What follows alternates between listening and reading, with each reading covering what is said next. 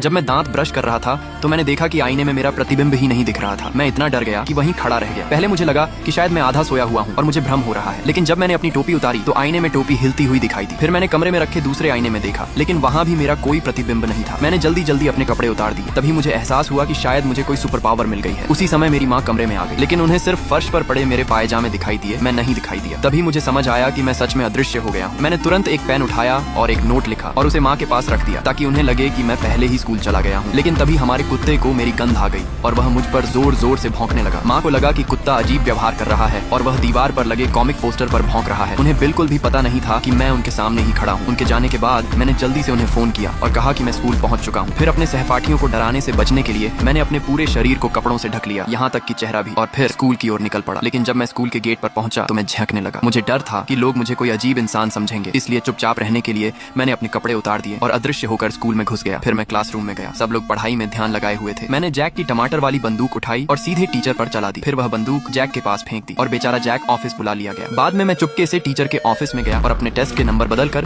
पूरे 100 कर दिए। फिर मुझे मार्क मिला जो पहले मुझे तंग किया करता था। मैंने उसके साथ इतनी शरारत की कि वह पूरी तरह कंफ्यूज हो गया। इसके बाद मैं खेल के मैदान में गया जहाँ मेरी क्रश NEPI क्लास कर रही थी। तभी मेरे दिमाग में एक शरारती आइडिया आया।